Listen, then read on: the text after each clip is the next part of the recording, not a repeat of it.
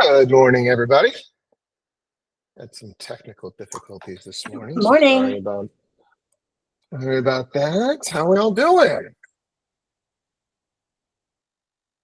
How are we all doing? Who wants to share something good going? Jen, all right. What do you got? Good morning. So I had gotten a lead and they weren't sure if they were going to be looking right away. It's a younger couple. So then they wanted to see this house and I'm like, it's a high price point, and I was surprised because they weren't even interested. So I'm like, well, I'm gonna have to have a buyer's consult. So I met them at the property. Before we met, I discussed the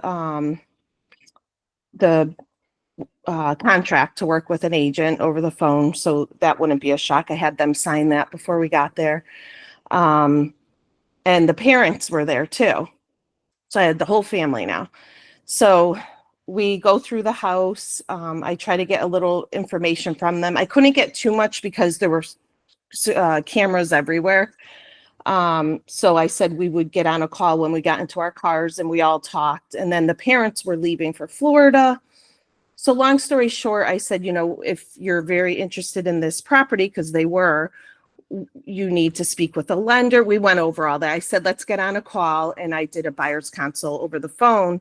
And at the end of that, they said their parents were most likely going to be buying the house. I said, well, then we need to have this conversation with your parents. So we had the buyer's consult, everyone on the phone last night. And now the parents are going to be buying not only that property, but they want to put an offer in on the building lot next door as well. And it's all going to be a cash offer. Unbelievable. And this is just picked up the client, or you've been working this for a while? One house. It just came in. Yeah. Love it. I love it.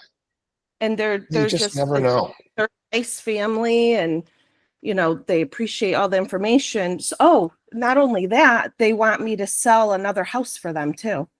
They said that I was so informative, and it was really like nice compliments from them. They just bought a property in New Hampshire. They have 2 properties in Glastonbury, 1 in Florida, and they want me to be their agent. I'm like, okay. Oh yeah. It was nice. So it was a good Great night. share. Great share. Good win for you. Good win for you. Put your hand up if you will be. I did my back to my normal routine here. Got to the gym, and people are at the gym in their Halloween costumes. I'm just like, man, some people just love this holiday. So give me a show of hands if you'll be wearing your Halloween costume today. Who just absolutely loves this holiday? You'll be walking around with a costume on. Anybody? All right, Pat. I love it. I love it. Yeah, well, pretty good costumes too. So, anybody else want to just share a big win in their lives before we get started?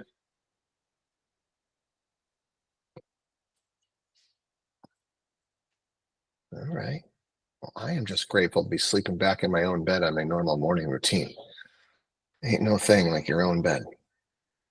Lauren, what do you got?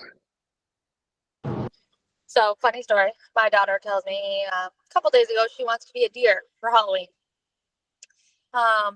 Sent me some antlers she wanted me to order. I didn't get them in time. They weren't going to come. I bought some cheap ones at the dollar store. She completely freaked out because she's 14 and that's what happens. This morning she went to put them on, broke that headband that I bought.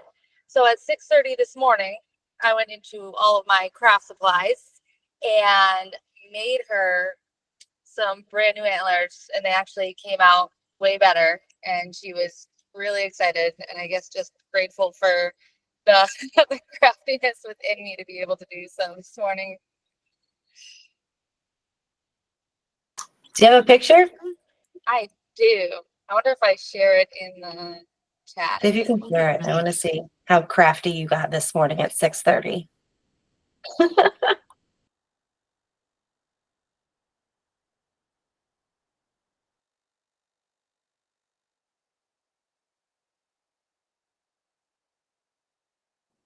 Steve, you're muted.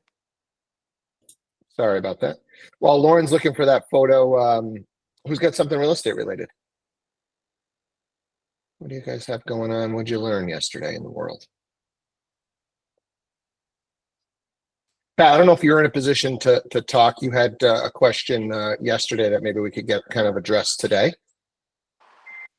Yeah, I'm just driving. So, my question was just when I came on the call, you were talking about finding vendors that you can give to other people, providing value in that way.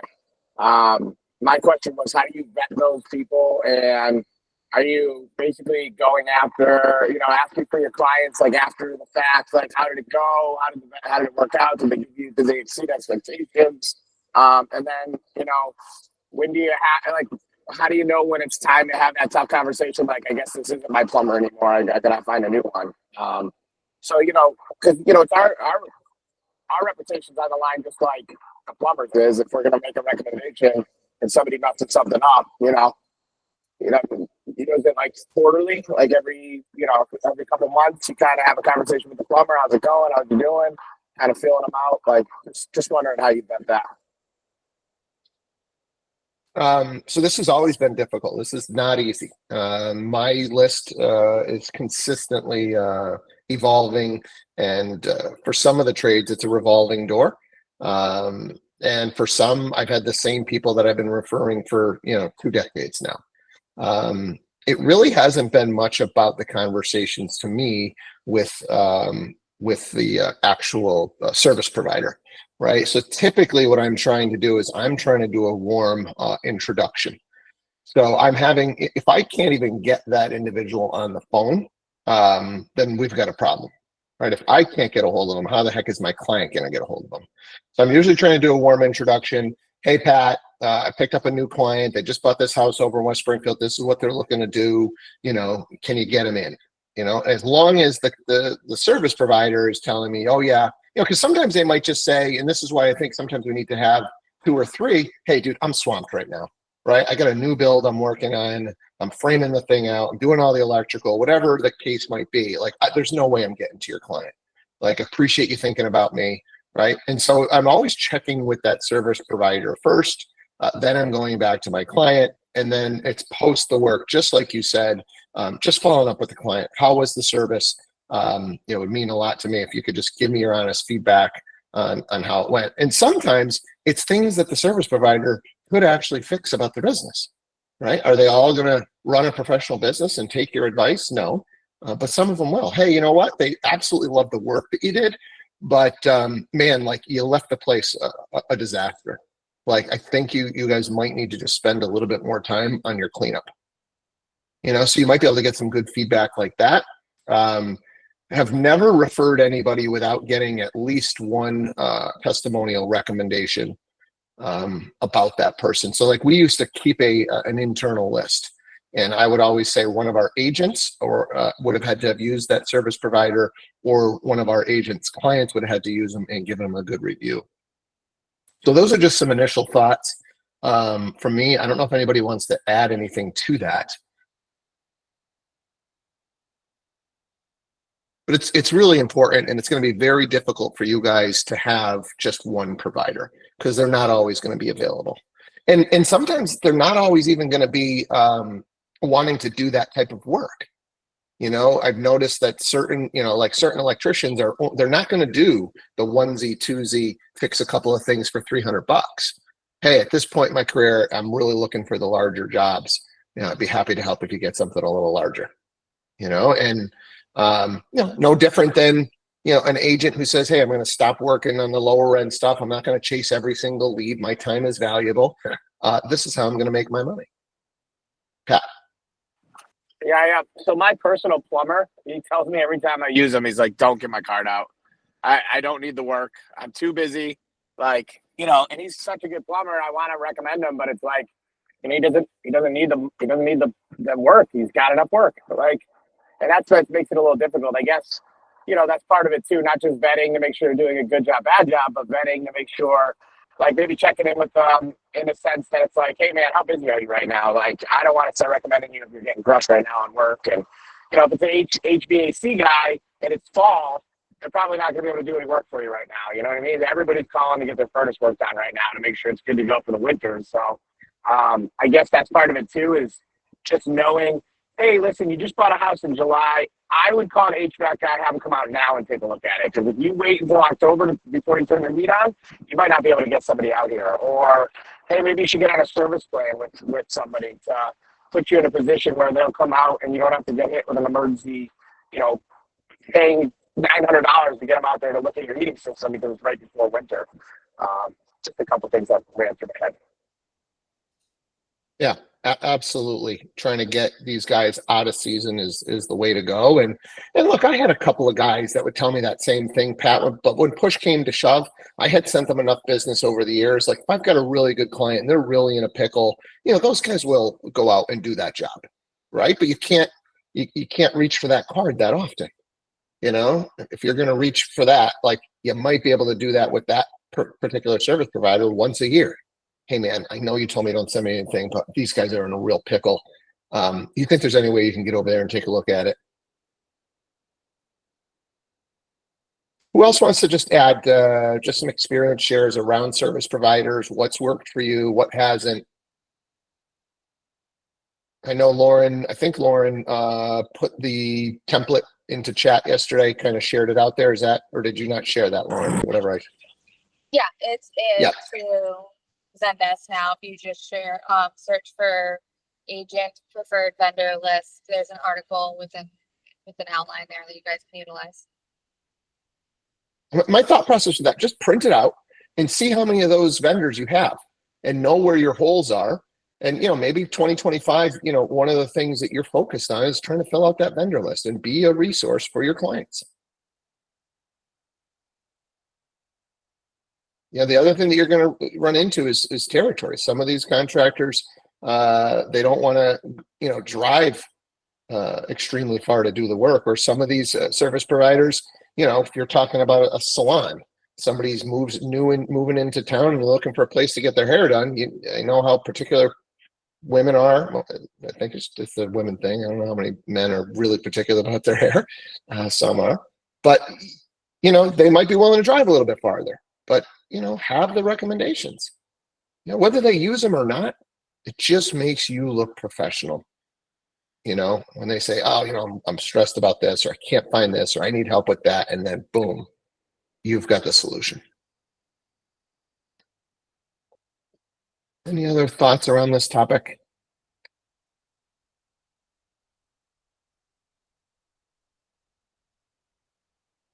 Okay. Who else has got going something? Did we have anything carried over? Because I know, Meg, we did a lot of new construction yesterday. Did we have anything carry over that we might want Meg's feedback on? I think we got most of our new construction stuff out of the way.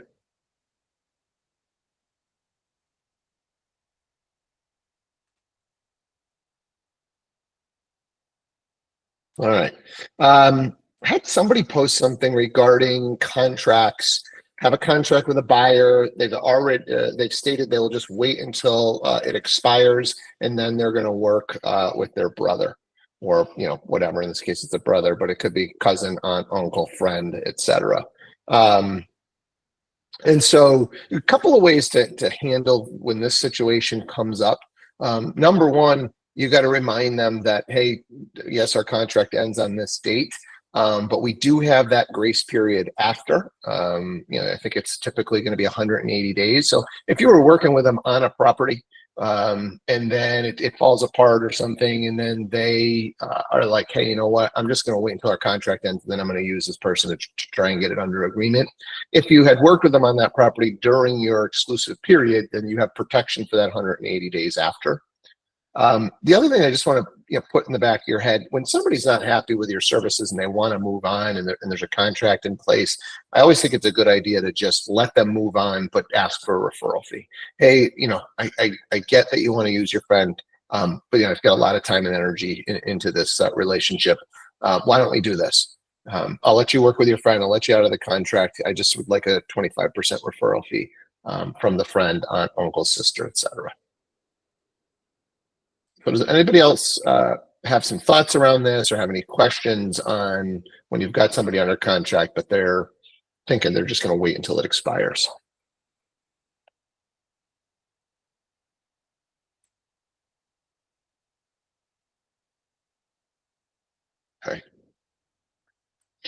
All right, who's got something? There's got to be something else going on. I thought we had a couple of people with some things earlier in the week. Maybe Steve Henn. I don't know if you had something that we were waiting on some follow up to see how it was going to go. I don't remember. Somebody had a couple of things. Yeah, so it turned out my buyer, we were talking about not being able to get into the property because the listing agent wanted to see the pre-approval, and my guy said he was pre-approved. So I said, hey, listen, all you gotta do is email me that pre-approval. I'll forward it. We'll schedule the showing. I'm like, I don't want you to miss out on this property, over this. And I used all the tactics that you and Lauren and everyone else suggested, and it turns out the guy's not pre-approved. So so it sounds like this listing agent has had this happen, and he's been wasting his time showing to people that aren't qualified because they do need 20% down. So we are getting him pre-approved and going to go back to the drawing board. So that's where that ended up. And was it you, Steve, too, that had the one with the bylaws? Like your client wanted the bylaws and the guy wouldn't provide the bylaws, or was that you, or was that somebody else? Yeah, that was the same guy. So Okay. my buyer wanted the bylaws, the seller wanted the pre-approval, so I was playing matchmaker between them. And this guy and the listing agent was like, I'm not providing the bylaws, and we're not getting that far into it and dealing with this until I know he's qualified. I did do some digging on all the past sold listings, like I think it was Jeff and Linda, and there's nothing attached on there.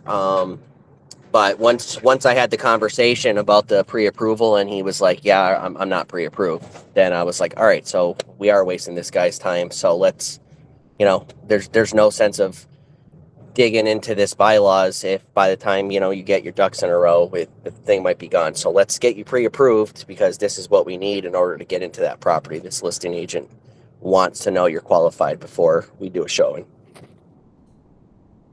Yeah. I mean, are we guys, I'm hoping we're at a point now, and Steve, I know you're newer, but like we've really got to be pressing on pre-approval before we're running around showing houses. It's in everybody's best interest to get these things, to get them, ideally from our preferred, so we know that it's not just some online pre-approval. But at this point, there is no reason to be working with somebody that can't provide, proof of funds or a pre-approval. Is anybody still struggling with this? Are you guys working with buyers, with no pre-approval in hand? And is there a scenario where you might want to still do that? Martin. So I have a question. So I can honestly say, so the deals I've written with Roby, probably half of them did not have initial pre-approval. So the way I look at it, I would say, I'll show you the one house, we'll talk about it, but after that, you need your pre-approval. I mean, yeah, that's it. 100%. Okay. I'm not saying don't go meet these people. 100% meet them. But after that, the conversation's got to be, here's why right? This isn't like, I don't want to waste my time, so I need you to show me a pre-approval, right? This is put the pain on them. Hey man, it's like really important that you get this pre-approval. I worked with a couple of clients that didn't do this up front. We ended up getting their credit pulled. There was a couple of issues on there. There was some stuff that they said they paid off that was still on their credit. We end up missing out on our dream home. So I'm just not going to let this happen to my clients moving forward. First thing I do with my clients is I get you over to my preferred lender and let's make sure your financial situation's in the best possible situation. And if it's not, now we've got some time and we know what we can work on. And if it's in a good spot, even better, we might be able to get you in a better spot, right? Like we talked about, I don't know, I think it was last Friday. If we can get you up 20 points from where your current credit score is over the next 30 to 60 days while we're looking, now we can get you an even better rate. So let's just get this taken care of up front. It's really important that we do this so I can put you in the best financial position to win.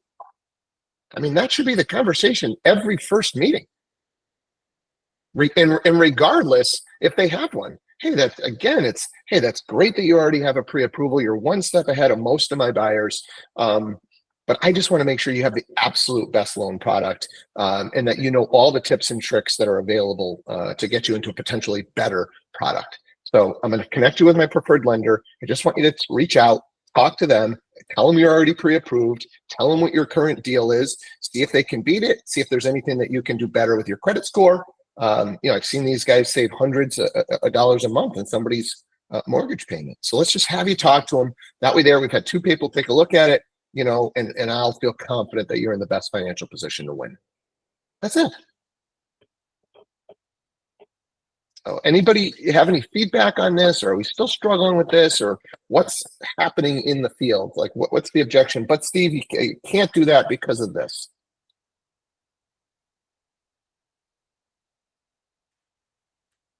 Go ahead.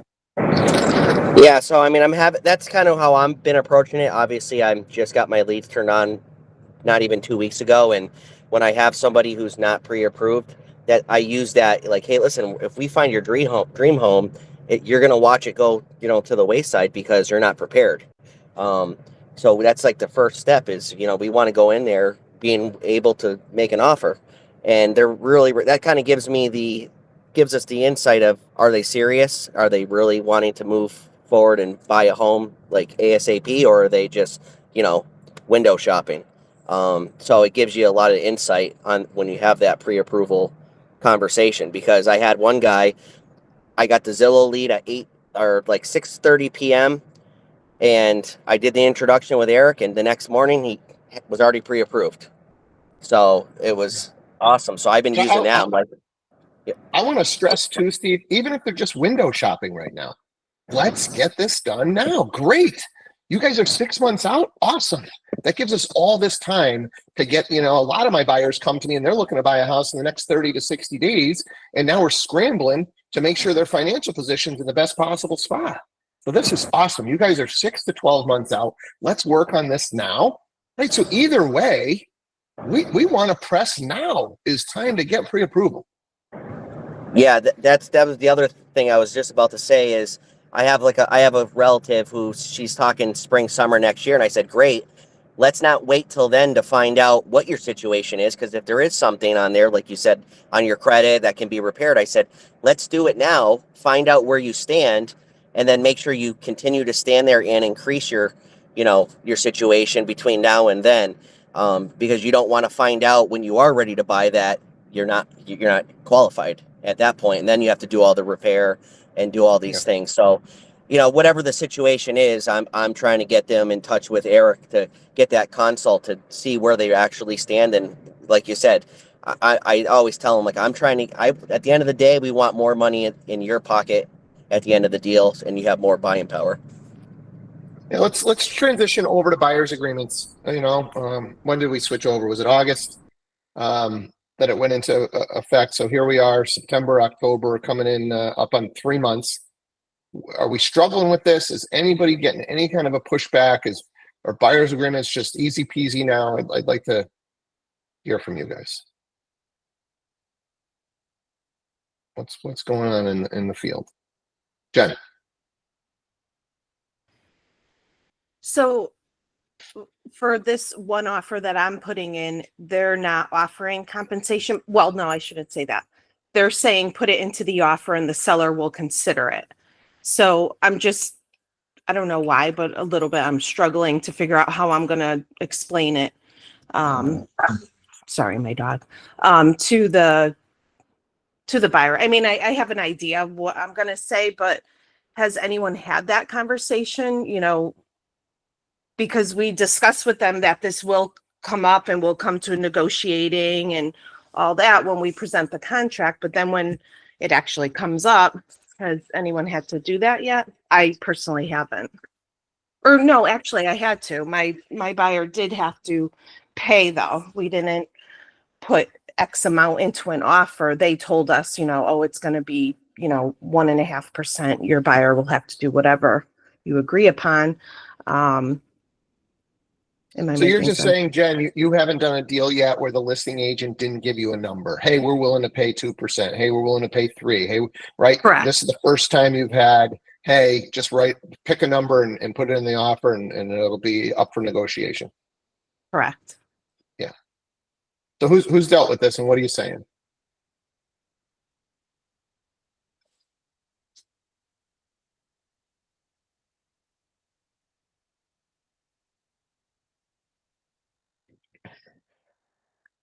Come on, guys, let's just be honest. Throw some stuff out there. What are you saying in these situations? Go ahead, Martin.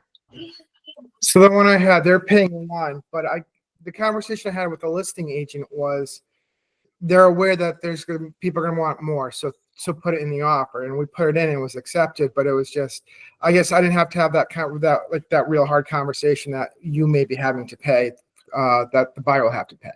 I mean, it's always been like the seller was kind of expecting paying more, that they're going to have to pay more than 1% commission. So in your situation, Martin, you're saying that the listing agent said, "Hey, we're willing to do up to 1.5." No, she agreed that her contract with the seller was 1%, but she also had the conversation with her seller that, people will be asking for more. Okay. So I guess she kind of prepared her seller for that. So in that situation, what did you guys end up asking for? An additional 1.5. Additional 1.5. So then did you get it? Yes. I mean, so Jen, I don't know. I think the conversation is, hey, this is what our percentage is in our contract, whatever your contract agreement is, 2, 2.5, 3. So they told us to write it into the offer. So I'm going to write it into the offer. See what they say. Okay. Right. Yep. If you feel like, hey, this is going to be a multiple offer situation, this could be difficult, you could say to them, hey, look, our agreement says X. We can ask for the full X, might not be as competitive. Some of the other buyers may be just paying their agent directly. So we could ask for nothing, or we could go somewhere in between. And we could ask for a little bit from them, and then you can just pay direct as a part of your closing costs as well. Right. So, if I think those are the conversations that I would have. If you're the only offer, then I would just write in what your compensation is and ask and see how they respond. If you think it's going to be tight, then maybe we extend that conversation and say, hey, here's your options. You can just pay me direct. It might be a more competitive offer, because there could be other offers where the buyer's agent or the buyers pay direct. We could just ask for the whole thing. I know a lot of buyers don't want to pay their own closing costs, so everybody could be asking for the seller to pay everything, or we can go somewhere in between. Right. And the other thing is it's 2 separate listings, because one is the lot and the other is the actual property. So maybe I just do the one commission to get it accepted. I think, what do you think you have for leverage? Has this property been sitting around? Is it just came on the market? Been sitting. So Yeah. it's a unique Right. property. So Yeah. it's going to be a certain buyer. Yeah. Okay. Yeah. Thanks, Yep. guys. I think if you've got the leverage, I'd love to hear from a few more people. And the initial question was really, are we struggling to get the buyer agreement? Let's, because Jen kind of jumped to the negotiations. Is anybody struggling, or is this, show of hands, just put your hands up. Hey, I'm not having any issues getting buyer's agreements.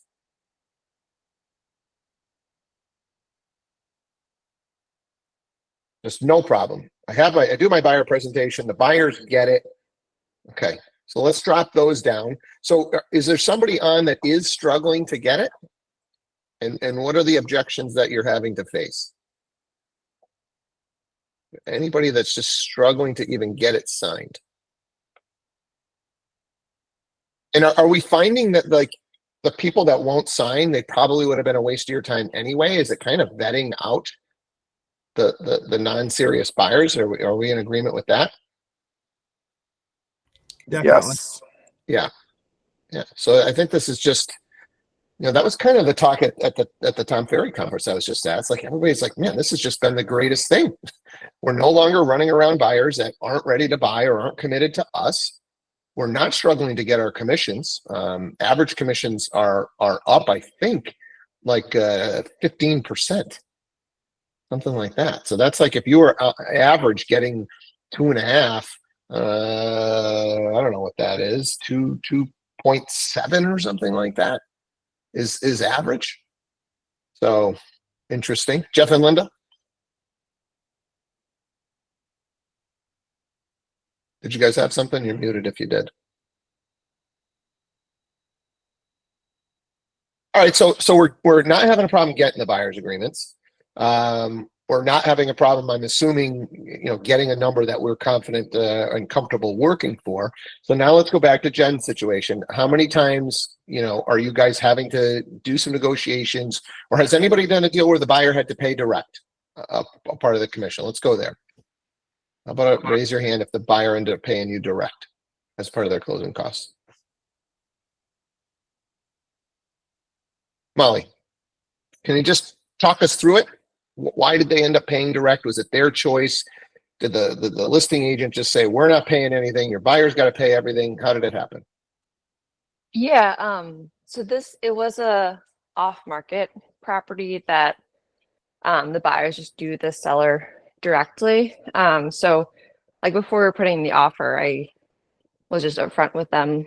Like, I had a conversation with the seller, had an agent too, so I talked with them, and they were basically just like, this is the price they're going to sell it for, add your commission above that, essentially. So I spoke to the buyers. I was like, we can, increase the price, and then you just kind of work it into the mortgage. And they were like, no, we'd rather not borrow more, so we'll just pay you directly. So it's kind of more their preference. So I guess not any pushback really, but it was important to talk to the lender and make sure that everyone was aware up front with the estimates that they were given in terms of how much cash they'd have to bring to close. Because it was before the change happened too, where I don't think people were necessarily in the habit of working it into the estimates. And there was at one point in the transaction where one of the CDs they'd gotten didn't have that in the closing costs, and then later on it did have it. So it was a little bit of ruffled feathers at that point. So just making sure that the lender is super upfront when they're giving their estimates to the buyers as well. Great share. Anybody else have a buyer pay a portion or the entire commission yet?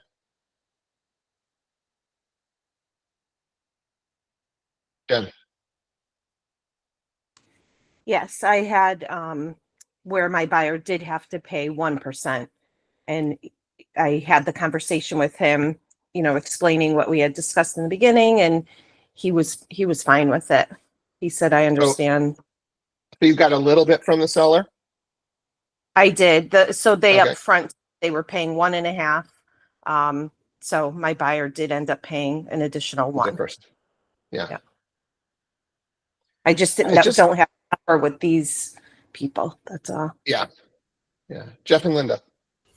Yeah, sorry, I had a mic issue before. I think one of the things that we have to contemplate here when we're setting this up is setting the expectation from the beginning when we're doing our buyer's agreement. Is you talk about your commission and say, we can go back and there's stats that would show 95% of the time you won't pay anything. 2 to 3% of the time you might pay some of it. 1 to 2% of the time you might pay all of my commission, but this is my fee.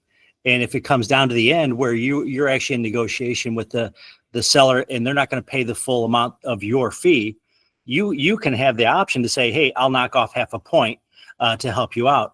But they get then to make that informed decision about how bad do you want the property. You try to set them up for success so they know what their expectations are walking into the negotiation, and then they can make that decision. I'm a lot less worried about today, now that we've been through this for a little while, of hearing that they are paying a compensation or they're not, because I also realize that when they get an offer in hand, it changes everything. They have an offer that, they haven't had an offer in 6 months, which our market down here, you could be on the market for 6 months. And they get one that says, hey, I want this percentage as a buyer's agent. Their tune changes real quick. They don't have anything else to look at. So they're going to be more apt to pay some of those. So I think those are things that you need to contemplate when you're setting them up. And if they have to pay 1% as a buyer's agent, to the buyer's agent, that's not as bad as paying 3%. How bad do you want the house? And we want to set you up for success. So let's set that expectation up front. Yeah, I think that's, the leverage thing is a big part of this. The only thing I would change with your messaging is I don't know that we have any stats around who's paying what. So I would just say, hey, most of the time, the seller is going to end up paying the full commission.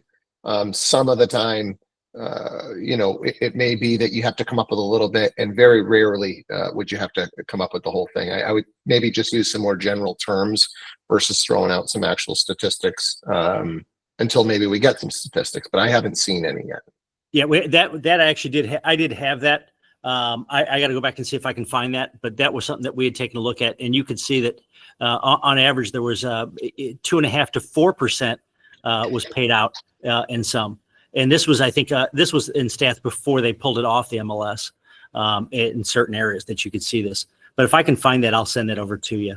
Yeah, yeah. I mean, if you have data to back it up, then you know, I'm all for using some actual. But even if you have to be more general, I think to your point, I think that's a plus too. But again, it just gives them preparation when they walk into negotiation. Yeah. Yeah, and I think, you know, especially for you guys that are a little bit more experienced, I think you might need to start looking at increasing your fee. It's the easiest way to make more money in real estate without doing any more work. Is getting better at negotiating your fee. That was one of the things for sure I took away from Tom Ferry is the best agents are getting more money after this settlement. So take a look at that. Know your clients. Get better at negotiating your own fee and how you're doing your buyer presentation. And that one change, if you just changed and got 0.25% more, and you're a 20 deal a year and 20 deal a year agent, you know, I'll just do some quick math. It's going to be a lot of money. $400,000 average sales price times point.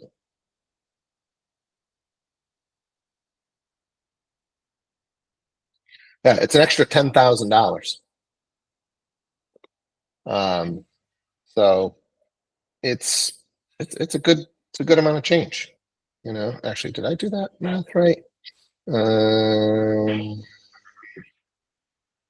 400.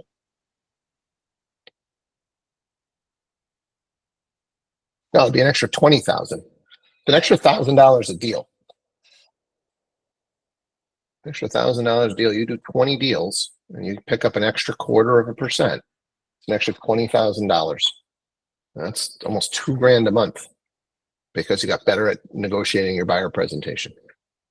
So keep that in mind. So we are a good bit over today. Appreciate you guys staying on and contributing today. Hope you guys have an awesome Thursday. We'll do it one more time tomorrow, Finance Friday. So if you got anything lingering or you had some weird financial stuff going on during the week, let's bring it to tomorrow's meeting. All right. Take care, guys. Bye. Have a good one.